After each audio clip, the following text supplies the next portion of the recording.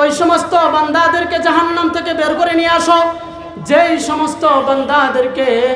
সমস্ত বান্দাদের অন্তরের ভিতরে যাররা পরিমাণ ঈমান পাওয়া যাবে ওই সমস্ত বান্দাদেরকে জাহান্নাম থেকে বের করে নিয়ে আসো। বলেন সুবহানাল্লাহ। ফায়ুখরাজুনা মিনহা ক্বাদ ইস্তাবাদ্দু, কয় তাদেরকে ফেরেশতারা জাহান্নাম থেকে এরকম ভাবে বের করে নিয়ে আসবে তারা পুরে কয়লা হয়ে গেছে। ফায়ুলকাউনা ফি নাহরিল হায়া, এরপরে নহরে হায়াতের ভিতরে তাদেরকে নিক্ষেপ করা হবে। ফায়ামবুতুনা কামা তামবুতুল হাব্বাতু ফি জানিবিস সাইল, কয় তাদেরকে এরকম ভাবে নহরে হায়াতের ভিতরে নিক্ষেপ করার পর তারা এরকম ভাবে সুন্দর হয়ে তাদের শরীরটা এরকম চামড়াটা চর্মটা এরকম সুন্দর হবে। আল্লাহর রাসূল বলেন কয় নদীর তীরের ভিতরে ঘাসগুলা যেরকম সুন্দর হয়ে গজায়, আলাম তারা আন্নাহা তাখরুজু সাফরা আমুলতাবিয়াতান, কয় তোমরা কি দেখো না এই নদীর পারে ঘাসগুলা কিরকম সুন্দর হলুদ হয়ে জন্মায়, এরকম ওই জাহান্নামী বান্দাটা যাররা পরিমাণ ঈমান থাকার কারণে আল্লাহ তাআলা ওই বান্দাকে জাহান্নাম থেকে মুক্তি দান করবেন। বলেন সুবহানাল্লাহ। ইউদলিলহু ফালা হাদিয়া লাহু ওয়া নাশহাদু আন্না সাইয়্যিদানা ওয়া মাওলানা ওয়া নাবিয়ানা ওয়া মুওয়াইয়্যিদানা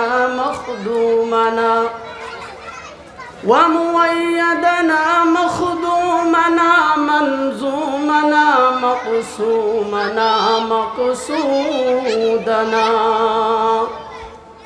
أجدر الخلق جديرنا أما بعد فأعوذ بالله من الشيطان الرجيم بسم الله الرحمن الرحيم إن الذين قالوا ربنا الله ثم استقاموا تتنزل عليهم الملائكة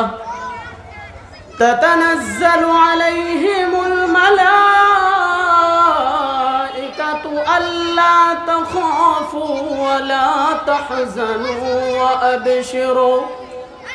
وأبشروا بالجنة التي كنتم توعدون. عن أنس رضي الله تعالى عنه عن النبي صلى الله عليه وسلم قال: ثلاث من كن فيه وجد حلاوة الإيمان: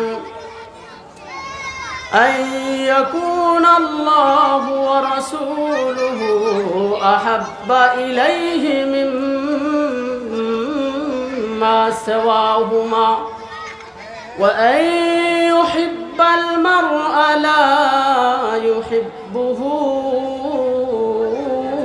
إلا لله، وأن يكره أن يعود في الكفر كما يكره أن يقذف في النار. صدق الله مولانا العظيم وصدق رسوله النبي الكريم، ونحن على ذلك لمن الشاهدين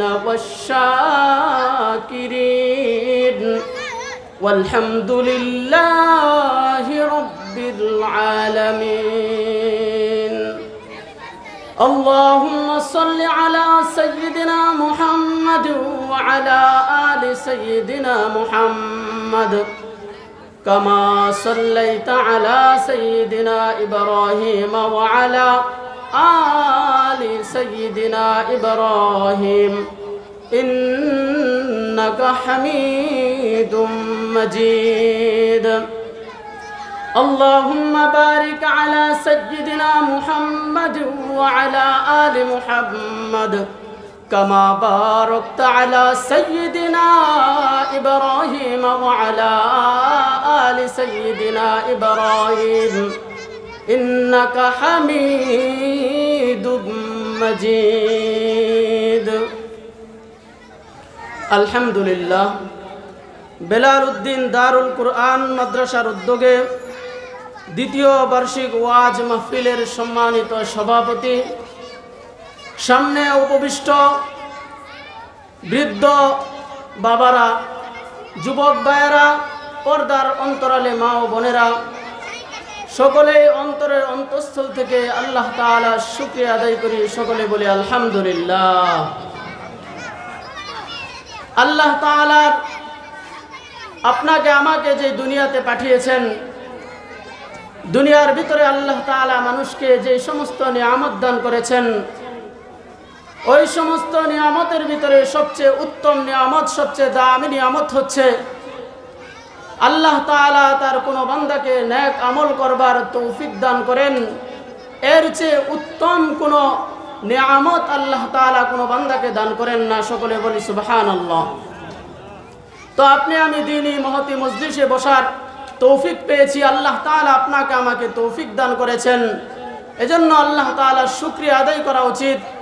যারা এদিক সেদিক ঘোরাফেরা করতেছি, বসে যাই, কোরআন এবং হাদিসের আলোচনা হবে। কোরআন এবং হাদিসের আলোচনা শোনার ভিতরে লাভ আছে, কোনো ক্ষতি নেই। তো আমি কোরআনে কারীমের একটি আয়াত তেলাওয়াত করেছি। আল্লাহ তাআলা বলেন, ইন্নাল্লাযীনা ক্বালু রাব্বুনাল্লাহ, নিশ্চয় যে সমস্ত মানুষরা এই কথা বলল যে আমরা আল্লাহ তাআলাকে রব হিসেবে মেনে নিলাম, সুম্মা ইসতাকামু, এরপরে এই কথার উপর অটল অবিচল থাকলো, তাতানাজ্জালু আলাইহিমুল মালাইকাতু আল্লা তাখাফু ওয়া লা তাহজানু, ওই সমস্ত লোকদের উপর যখন মৃত্যু আপতিত হবে, যখন মৃত্যু চলে আসবে, তখন আল্লাহ তাআলা ওই নেক বান্দাদের কাছে একদল ফেরেশতা পাঠিয়ে দিবেন। ওই ফেরেশতারা এসে বলতে থাকবে, আল্লা তাখাফু ওয়া লা তাহজানু ওয়া আবশিরু বিল জান্নাহ, হে আল্লাহ তাআলার প্রিয় বান্দা, তুমি সুসংবাদ গ্রহণ করো এই জান্নাতের, যেই জান্নাত সম্পর্কে আল্লাহ তাআলা তোমার সাথে ওয়াদা করেছিলেন। সুতরাং আল্লাহ তাখাফু ওয়া লা তাহজানু, তোমার কোনো ভয়ও নাই, তোমার কোনো চিন্তাও নাই। দেখেন, দুনিয়ার ভিতরে আপনি আমি প্রত্যেক মানুষ সফলতা চায়। দুনিয়াতে যত মানুষ আছে, প্রত্যেক মানুষ চায় যে দুনিয়াতে সে সফল কাম হোক, এবং প্রত্যেক মানুষ চায় যে আখিরাতে সে সফল কাম হোক, আখিরাতে সে জাহান্নাম থেকে মুক্তি পাক, জান্নাতে সে প্রবেশ করুক। এটা প্রত্যেক মানুষের কামনা, প্রত্যেক মানুষের ইচ্ছা। কি বলেন, প্রত্যেকের ইচ্ছা এটা না? প্রত্যেকের ইচ্ছা যে দুনিয়াতে সে সফল কাম হবে, আখিরাতে সে জাহান্নাম থেকে মুক্তি পাবে, জান্নাতে প্রবেশ করবে। এটা প্রত্যেক মানুষ চায়। এমন কোনো মানুষ নাই যে সে চায় না যে দুনিয়াতে আমি সফল কাম হই, পরকালে আমি সফল কাম হই, জাহান্নাম থেকে মুক্তি পাই। পৃথিবীতে এমন কোনো মানুষ খুঁজলে পাওয়া যাবে না। প্রত্যেক মানুষই এটা চায়।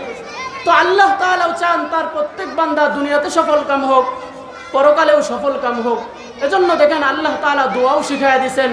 আমরা প্রত্যেকেই নামাজের পরে দোয়া করি, রব্বানা আতিনা ফিদ দুনিয়া হাসানাতাও ওয়া ফিল আখিরাতি হাসানাতাও ওয়া কিনা আযাবান নার।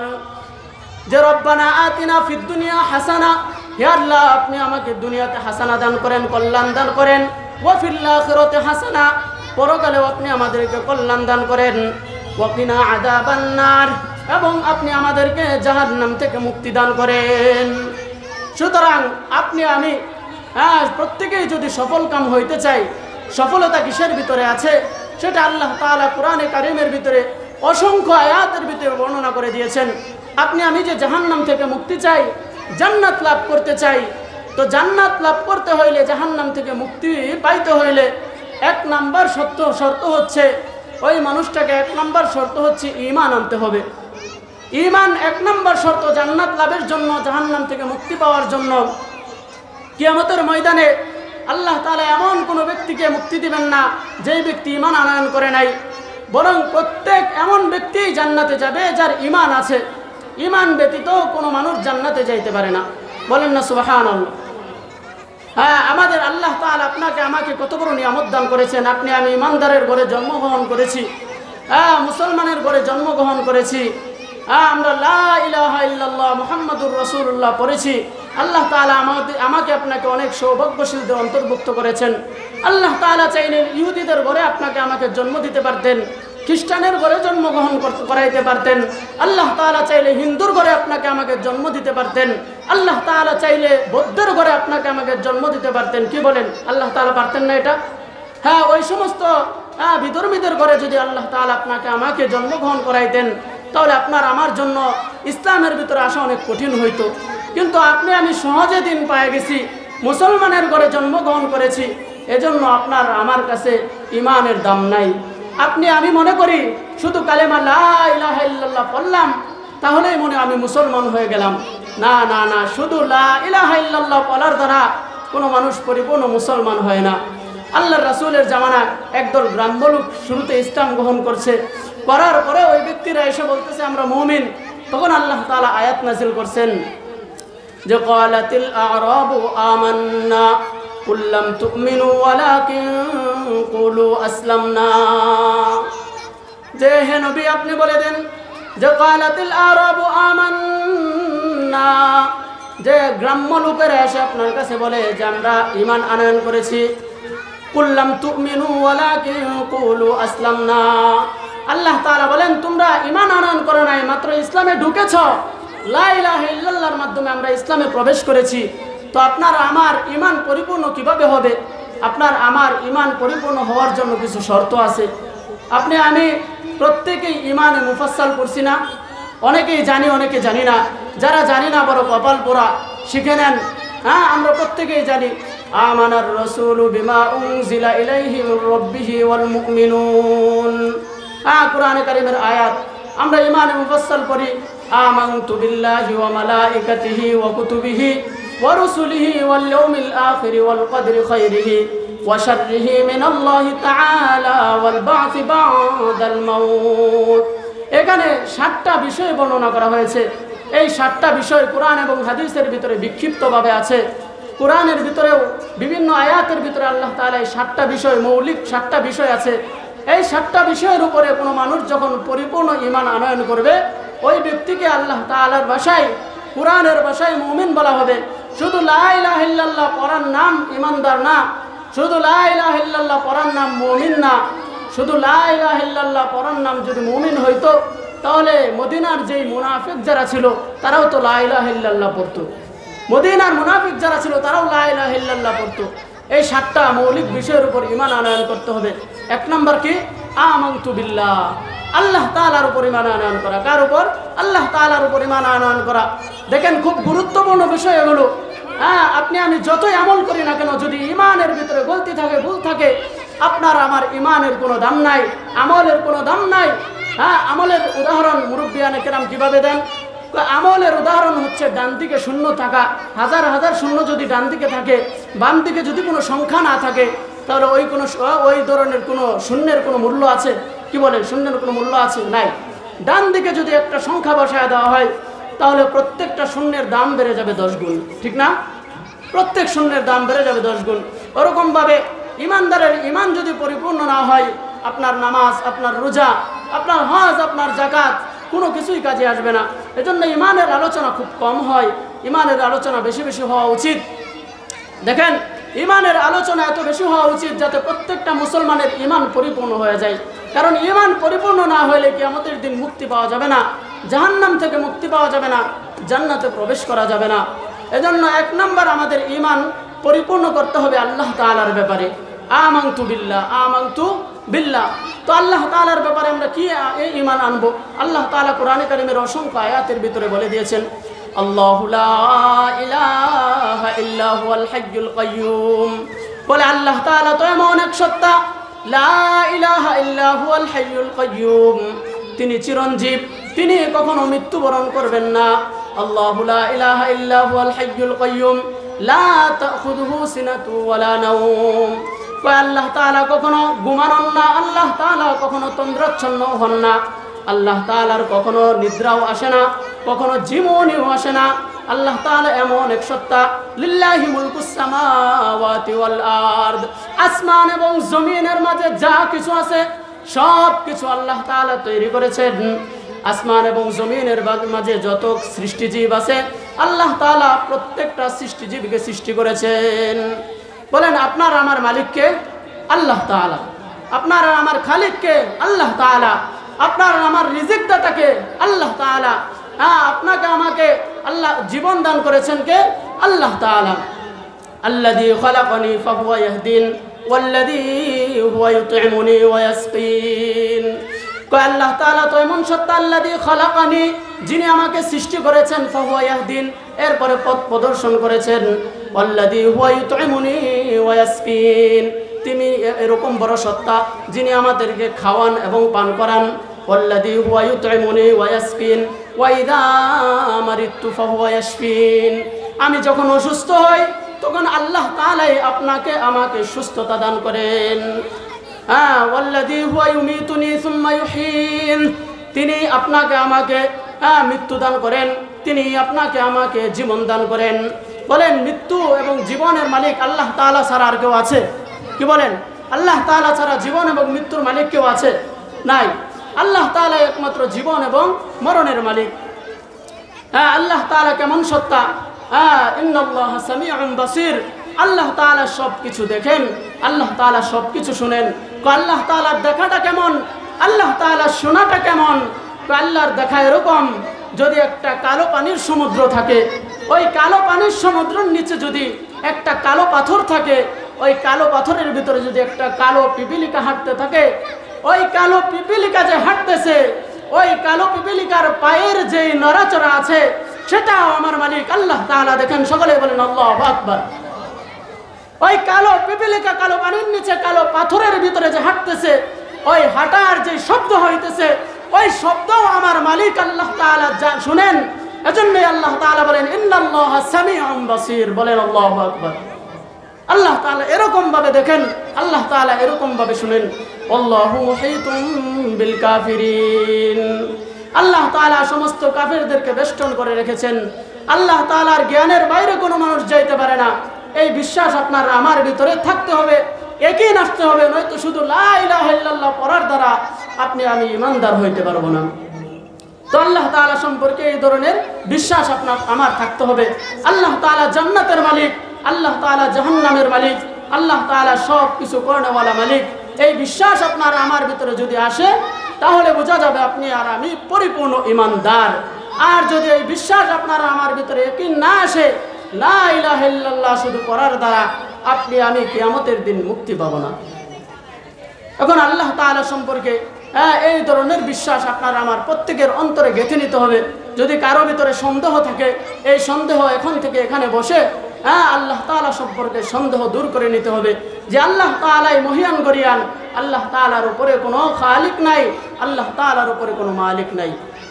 আল্লাহ তাআলাই সন্তান দান করেন, আল্লাহ তাআলাই কাউকে নিঃসন্তান রাখেন। দেখেন একটা হাদিস শোনায় আপনাদেরকে, বুখারী শরীফের 3333 নম্বর হাদিসের ভিতরে এসেছে। عن أنس رضي الله تعالى عنه عن النبي صلى الله عليه وسلم قال إن الله وكل في الرحم ملكا। আনাস রাদিয়াল্লাহু তাআলা আনহু আল্লাহর রাসূল সাল্লাল্লাহু আলাইহি ওয়াসাল্লাম থেকে হাদিস বর্ণনা করেন। তিনি বলেন, আল্লাহর রাসূল সাল্লাল্লাহু আলাইহি ওয়াসাল্লাম বলেন, আল্লাহ তাআলা প্রত্যেক মায়ের গর্ভে একজন করে ফেরেশতা নিযুক্ত করেছেন। বলেন সুবহানাল্লাহ। প্রত্যেক মায়ের গর্ভে আল্লাহ তাআলা একজন করে ফেরেশতা নিযুক্ত করেছেন। ওই ফেরেশতারা কি বলে?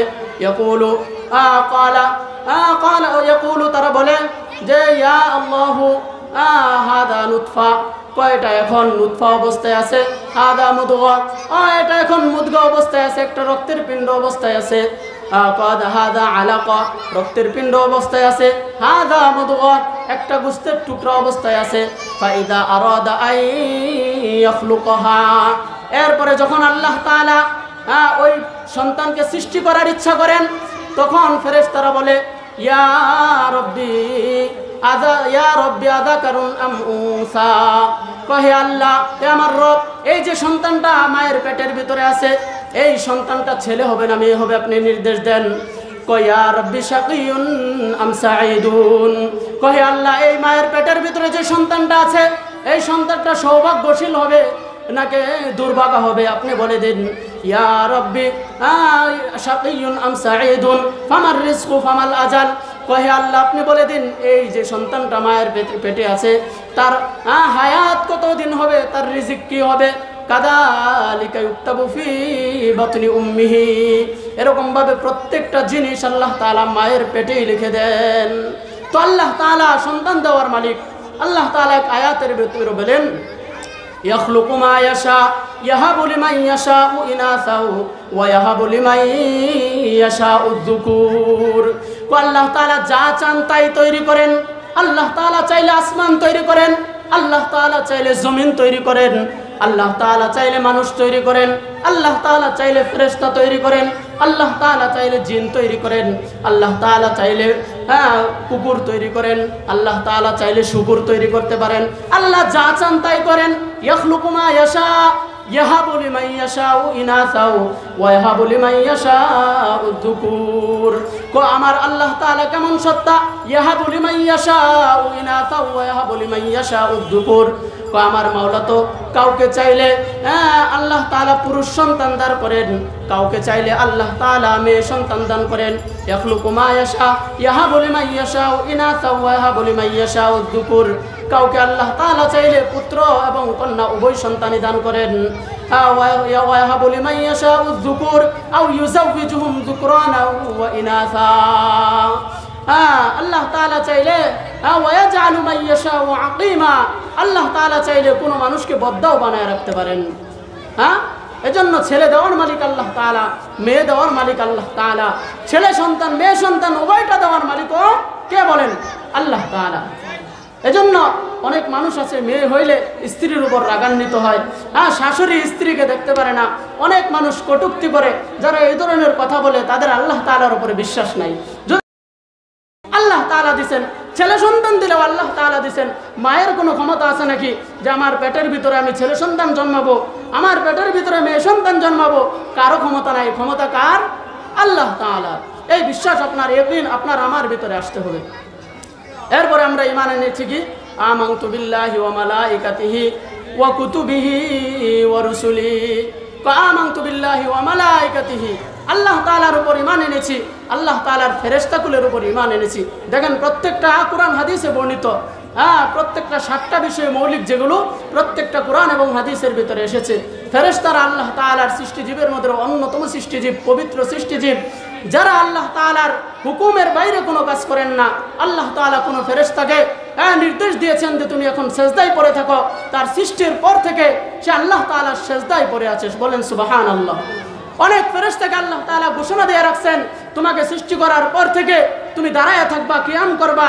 ওই ফেরেশতা কিয়ামত পর্যন্ত, তাকে ধ্বংস করা পর্যন্ত ওই ফেরেশতা আল্লাহ তাআলার জন্য কিয়াম করতে থাকবে। অনেক ফেরেশতাকে আল্লাহ তাআলা ঘোষণা দিয়ে রাখছেন, নির্দেশ দিয়ে রাখছেন যে তুমি সারা জীবন যতদিন পর্যন্ত বেঁচে থাকবা, তোমাকে যতদিন পর্যন্ত আমি বাঁচায় রাখবো ততদিন পর্যন্ত তুমি আমার রুকুতে রত থাকবা। ওই ফেরেশতা কিয়ামত পর্যন্ত যতদিন তাকে ধ্বংস করা না হবে আল্লাহ তাআলার রুকুতে সে রত থাকবে। বলেন সুবহানাল্লাহ। এরপরে ওয়া কুতুবিহি, আল্লাহ তাআলার কিতাব সমূহের উপর ঈমান আনা। এখন আপনি আমি শুধু কিতাব সমূহ বলতে আল্লাহ তাআলার আসমানি কিতাব মৌখিক ঈমান আনলাম, এটার দ্বারা ঈমান আনয়ন করা হয় না, এটার দ্বারা ঈমান আনয়ন করা হয় না। ঈমান আনয়ন করার নাম হইল আল্লাহ তাআলা কিতাবের ভিতরে যেই সমস্ত হুকুম আহকাম নাজিল করেছেন, প্রত্যেকটা হুকুম আহকাম খুব ভালো করে শুনবেন। শুধু আমি মুখে বললাম যে আল্লাহ তাআলার কিতাবের উপর আমি ঈমান এনেছি, এর দ্বারা ঈমান সাবেত হয় না। ঈমান হচ্ছে অন্তরে বসাইতে হবে, অন্তর থেকে বিশ্বাস করতে হবে যে আল্লাহ তাআলা তার কিতাব সমূহের উপর, আল্লাহ তাআলা যেই কিতাবের উপর যেই সমস্ত হুকুম আহকাম নাজিল করেছেন, প্রত্যেকটা হুকুম আহকাম কুরআনে কারীমের বা থেকে নিয়ে সূরা নাসের সিন পর্যন্ত যতগুলা হুকুম আহকাম আল্লাহ তাআলা নাজিল করেছেন, প্রত্যেকটা হুকুম আহকাম আমি পুঙ্খানুপুঙ্খানুভাবে মানি, কোনো ধরনের সন্দেহ করি না, কোনো ধরনের ঠাট্টা বিদ্রুপ করি না। আমার যুক্তিতে দরক তারপরেও আমি মানি, আমার বিরুদ্ধে গেলেও মানি, আমার বাবার বিরুদ্ধে গেলেও মানি, আমার দলের বিরুদ্ধে গেলেও মানি, আমার সরকারের বিরুদ্ধে গেলেও মানি, পৃথিবীর সমস্ত মানুষের বিরুদ্ধে গেলেও আমি আমার মালিকের হুকুম আল্লাহ তাআলা যে সমস্ত হুকুম কোরআনে কারীমের ভিতরে নাজিল করেছেন ওই সমস্ত হুকুম আহকাম আমি বিনা দ্বিধায় বিনা যুক্তিতে আল্লাহ তাআলার কিতাবের সমস্ত হুকুম আমি মেনে নিলাম, এটার নাম হইল কিতাবের উপর ঈমান আনা। এই বিশ্বাস আছে আপনার আমার ভিতরে? আমার বিরুদ্ধে গেলে আমি মানি না, আমার দলের বিরুদ্ধে গেলে মানি না, আমার নেতার বিরুদ্ধে গেলে মানি না, ঈমান হইল না বাজান। এটা ঈমান না, এটার নাম ঈমান না। ঈমান হইল ওটার নাম আল্লাহ তাআলা কোরআনে কারীমের ভিতরে যা নাযিল করছেন প্রত্যেকটা হুকুম আহকাম, আল্লাহ তাআলা হুকুম আহকামগুলো আমার যার বিরুদ্ধে যাক, আমার পিতা বলেন, সমাজ বলেন, পৃথিবীর সমস্ত মানুষের বিরুদ্ধে গেলেও আমার আল্লাহ তাআলার হুকুম বিনা দ্বিধায় বিনা যুক্তিতে মেনে নিতে হবে, এটার নাম হলো ঈমান। ঠিক কিনা বলেন? যদি আপনি না মানেন তাহলে আপনার ভিতরে ঈমান নাই। দেখেন কাদিয়ানীদেরকে আমরা কাফের বলি না? কাদিয়ানীদেরকে কাফের বলি। পৃথিবীর সমস্ত উলামায়ে কেরাম একমত, যত উলামায়ে কেরাম আছে সমস্ত উলামায়ে কেরাম একমত যে কাদিয়ানীরা কাফের। যারা কাদিয়ানীদেরকে কাফের বলে না তারাও কাফের। সকলে বলেন কাদিয়ানীরা কি? কাফের। বলেন কাদিয়ানীরা কাফের, কাফের, কাফের, কাফের, কাফের। হ্যাঁ, কাদিয়ানীরা কাফের হয়েছে কেন? দেখেন, মা কানা মুহাম্মাদুন আবা আহাদিম মির রিজালিকুম ওয়ালাকিন রাসূলুল্লাহি ওয়া খাতামান নাবিয়্যিন। কাদিয়ানীরা কোরআনের সমস্ত হুকুম আহকাম মানে, শুধু একটা আয়াতের একটা অংশ মানে না। ওই একটা অংশ না মানার কারণে পৃথিবীর সমস্ত উলামায়ে কেরামের ফতোয়া হইল কাদিয়ানীরা কাফের। যারা তাদের কাফের বলবে না তারাও কাফের। সেই অংশটা কি? খাতামান নাবিয়্যিন, যে আমার নবী মুহাম্মদুর রাসূলুল্লাহ সাল্লাল্লাহু আলাইহি ওয়াসাল্লাম সর্বশেষ রাসূল, শুধু এইটুকু মানেন না। আল্লাহ তাআলা যে আয়াত নাজিল করছেন আয়াতে সব তারা মানে, শুধু এইটুকু মানে না। খাতামান নাবিয়্যিন, যে আল্লাহর রাসূল সর্বশেষ নবী, আল্লাহ তাআলা আল্লাহর রাসূল সর্বশেষ নবী, আল্লাহর রাসূল খাতামুন নাবিয়্যিন, এই অংশটুকু না মানার কারণে তাদেরকে কাফের বলি। এখন আপনি আমি বলেন, যদি আমি এটা বলি যে পর্দার হুকুম বর্তমান আধুনিক যুগে চলতে পারে না, অনেক মানুষ বলে না, আমি তাদেরকে কুশীল সমাজের কুশীল লোক বলি। টিভির ভিতরে দেখবেন বৈশা বলতেছে, পর্দার বিরুদ্ধে বলতেছে, অথচ নিজেকে মুসলমান দাবি করতেছে। পর্দার হুকুম কোনো আলেম বানাইছে? কি বলেন? কোনো আলেম বানাইছে পর্দার হুকুম? কোনো আলেম বানা নাই। কোনো মানুষ যদি এটা মনে করে যে এই যুগে পর্দার হুকুম চলতে পারে না, আলেমরা নারীদেরকে বস্তায় বন্দি করে রাখতে চায়, তার ভিতরে ঈমান নাই, টাটকা কাফের সে। কারণ কি? এই পর্দার হুকুম কে দিছে? কোনো আলেম দিছে? কোনো আলেমদের নাই, পর্দার হুকুম দিছে আল্লাহ তাআলা। সুদ খাওয়া হারাম, সুদ খাওয়া হারাম, এই হুকুম কার? আহাল্লাল্লাহুল বাই'a ওয়া হাররামার রিবা। আল্লাহ তাআলা ব্যবসাকে হালাল করছেন, সুদকে হারাম করছেন। আপনার মসজিদের ইমাম সাহেব সুদের বিরুদ্ধে বয়ান দিছে, আপনি সভাপতি দাঁড়ায় গেছেন, হুজুর শুধু সুদ ব্যতীত আর কোনো ওয়াজ আপনি পান না, তাহলে বলেন ওই সভাপতি নামাজ পড়ার পরেও তার ঈমান আছে? ঈমান নাই। এজন্য আপনি আমি মনে করি আমি নামাজ পড়লেই আমি মুসলমান, আমি রোজা রাখলেই আমি মুসলমান, আমি হজ করলেই বুঝি আমি মুসলমান। না, আল্লাহ তাআলা বলেন, আম হাসিবতুম আন তাদখুলুল জান্নাতা ওয়ালাম্মা ইয়াতিকুম মাসালুল লাযিনা খালাউ মিন ক্বাবলিকুম মাসাতহুমুল বা'সা ওয়াদ-দাররা ওয়া যুলজিলু হাত্তা ইয়াকুলার রাসূলু ওয়াল লাযিনা আমানু মা'আহু মাতা নাসরুল্লাহ। কয় তোমরা ধারণা করতেছো জান্নাতে যাবা, অথচ আল্লাহ তাআলা তোমাকে পরীক্ষা করে নাই। পূর্ববর্তীদেরকে যেরকম পরীক্ষা করেছিল, এরকম পরীক্ষা করেছিল, এরকম ভয়ভীতি আল্লাহ তাআলা দিয়েছিল।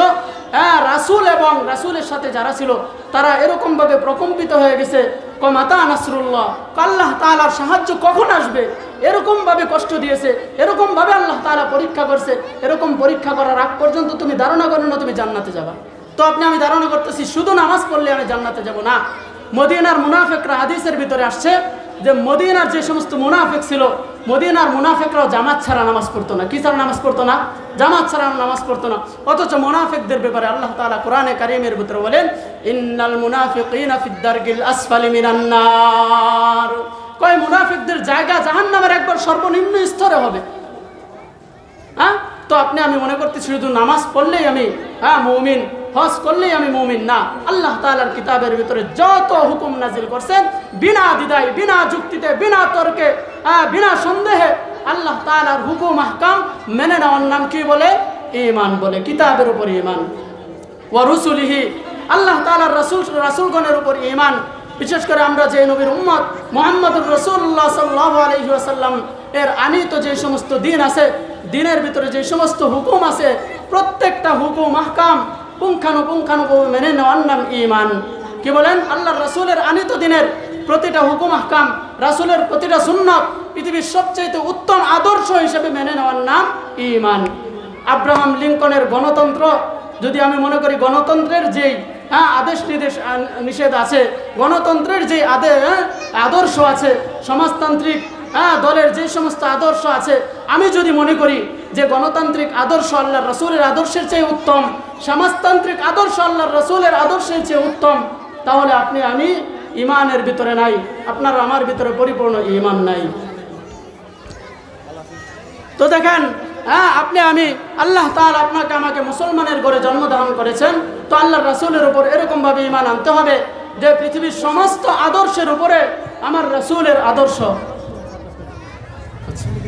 তো আপনি আমি যদি আল্লাহর রাসূল সাল্লাল্লাহু আলাইহি ওয়াসাল্লাম যে সমস্ত হুকুম আহকাম নিয়ে এসেছেন এবং আল্লাহ তাআলা যে সমস্ত হুকুম আহকাম কোরআনে কারীমের ভিতরে নাজিল করেছেন, এই সমস্ত হুকুম আহকামের উপরে যদি আমি পরিপূর্ণ ঈমান আনয়ন করতে পারি, তাহলে আমার পুরস্কার কি?